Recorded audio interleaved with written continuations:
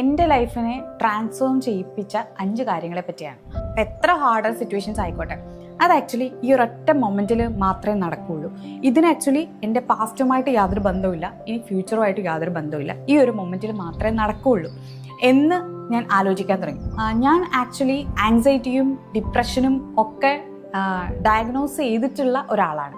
ഞാൻ പോയ ഒരു തെറാപ്പിസ്റ്റ് ഒരു അസസ്മെന്റും നടത്താതെ ആക്ച്വലി എൻ്റെ പാർട്ട്ണറുടെ അടുത്ത് പറഞ്ഞു എനിക്ക് ബോർഡർ ലൈൻ പേഴ്സണാലിറ്റി ഡിസോർഡർ ഉണ്ടെന്ന്. അപ്പം എന്തെങ്കിലും തരത്തിൽ ആരെങ്കിലും നിങ്ങൾക്ക് ഏതെങ്കിലും ഡിസോർഡർ ഉണ്ടെന്ന് പറഞ്ഞാൽ നിങ്ങളത് വിശ്വസിക്കാൻ നിൽക്കണ്ട. കൃത്യമായ ഒരു അസസ്മെന്റ് ഇല്ലാതെ ആർക്കും അത് പറയാൻ കഴിയില്ല. ഭയങ്കര ഇമോഷണലായിട്ടിരിക്കുന്ന സമയത്ത് ക്രൂഷ്യലായ അല്ലെങ്കിൽ ക്രിട്ടിക്കലായ കാര്യങ്ങൾ സംസാരിക്കാൻ വേണ്ടി പോകരുത്, അല്ലെങ്കിൽ ഒരാളെ പറഞ്ഞ് മനസ്സിലാക്കാൻ വേണ്ടി പോകരുത്. നമ്മൾ ഭയങ്കര ഇമോഷണലായിട്ട് നമ്മൾ ഈ ഒരു കാര്യത്തെപ്പറ്റി എക്സ്പ്ലെയിൻ ചെയ്യുമ്പോൾ ഇമോഷണൽ ആയത് കാരണം ഉണ്ടായ ഡ്രാമയിലേക്കാണ് കേൾക്കുന്ന ആൾക്കാരുടെ ഫോക്കസ് പോവുക.